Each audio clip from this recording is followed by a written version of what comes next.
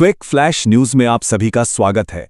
आज हम बात करेंगे एक ऐसा दिन जब दुनिया के एक कोने में जंग छिड़ने वाली थी, आपकी जेब पर सीधा असर पड़ रहा था और देश के अंदर भी सियासत पूरी तरह गरमाई हुई थी।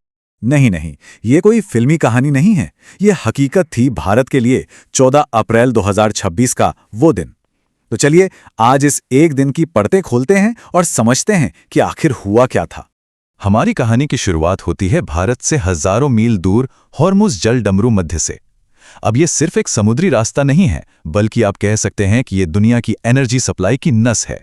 और सोचिए, इसी अहम रास्ते पर अमेरिका और ईरान की नौसेनाएं एक दूसरे के सामने आ गईं। हालात इतने तनावपूर्ण हो गए थे कि पूरी दुनिया ने अपनी सांसें थाम ली थीं। भाई, दोनों ही देश दुनिया के सबसे जरूरी शिपिंग रूट पर अपना कंट्रोल चाहते थे।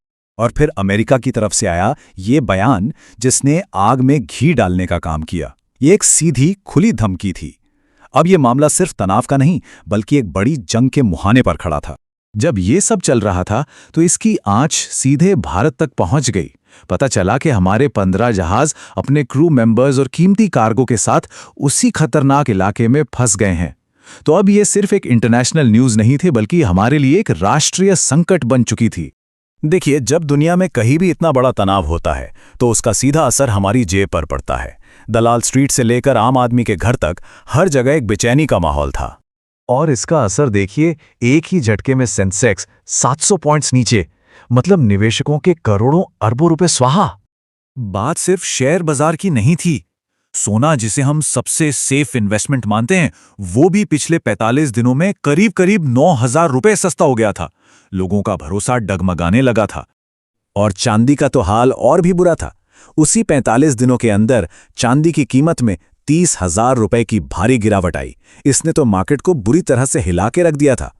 और जाहिर है, जब बाजार गिरते हैं तो महंगाई बढ़ती है। खाने पीने की चीजों के दाम आसमान छूने लगे और खुदरा महंगाई 3.4% पर पहुंच गई। एक्सपर्ट्स तो ये भी कह रहे थे कि अगर हुर्मुज़ में लड़ाई छिड़ गई तो ये तो बस शुरुआत है। तो एक तरफ तो देश इन बाहरी चुनौतियों से निपट रहा था और दूसरी तरफ देश की राजधानी दिल्ली की सियासत में एक अलग ही घमासान मचा हुआ था। संसद में महिला आरक्षण बिल को लेकर जबरदस्त बहस चल रही थी। सरकार का कहना था कि ये 21वीं सदी का सबसे ऐतिहासिक फैसला है। तो वहीं विपक्ष का आरोप था कि भाई, ये सब चुनाव के वक्त ध्यान भटकाने की एक चाल है। दिल्ली की गर्मी से दूर बिहार में भी सियासी पारा चढ़ा हुआ था। वहां अगले मुख्यमंत्री को लेकर अटकलें तेज थीं। एक सर्वे सामने आया जिसमें सम्राट चौधरी और निशांत कुमार के बीच कांटे की टक्कर दिखाई दे रही थी। हालांकि चौधरी जी को हल्की सी बढ़त मिली हुई थी। ये जो पूरा दबाव था ना, ये सिर्फ बाजारों और संसद तक ही सीमित नहीं रहा। इसका असर अब सड़कों पर भी दिखने लगा था। नोएडा में हजारों मजदूर सड़कों पर थे। बेहतर सैलरी और काम करने के बेहतर माहौल की मांग कर रहे थे।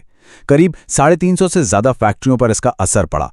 जब विरोध हिंसक होने लगा तो सरकार को बीच में आकर 4 सूत्री योजना का ऐलान करना पड़ा ताकि हालात काबू में आ सकें।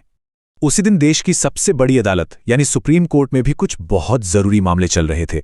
एक तरफ कोर्ट पश्चिम बंगाल के 34 लाख लोगों के वोटिंग राइट्स पर फैसला दे रहा था, तो दूसरी तरफ किसानों की एक समान एमएसपी पॉलिसी पर केंद्र सरकार से जवाब तलब कर रहा था। और इन सबके बीच एक अच्छी खबर भी आई कि एक ट्रेन से 163 बच्चों को मानव तस्करों के चंगुल से छुड़ा लिया गया।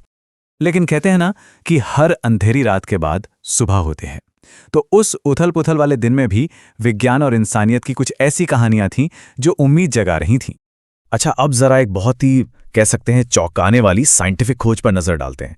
कैम्ब्रिज यूनिवर्सिटी ने एक बहुत बड़ी स्टडी की और पता है क्या निकला कि जो लोग अविवाहित हैं उनमें कैंसर का रिस्क शादीशुदा लोगों के मुकाबले कहीं ज्यादा होता है।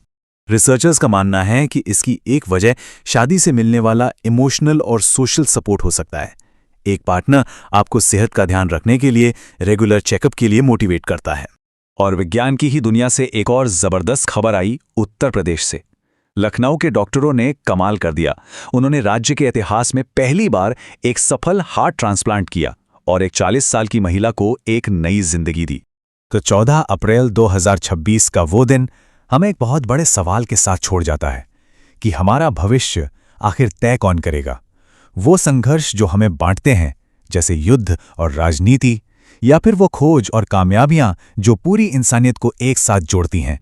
क्विक फ्लैश न्यूज पर इस पूरे दिन का ये विश्लेषण देखने के लिए आपका बहुत बहुत शुक्रिया। अगर आपको हमारी ये कोशिश अच्छी लगी तो इसे लाइक और शेयर जरूर करें, और आगे भी ऐसी ही गहरी और सरल जानकारी के लिए हमारे चैनल को सब्सक्राइब करना बिल्कुल ना भूलें। धन्यवाद।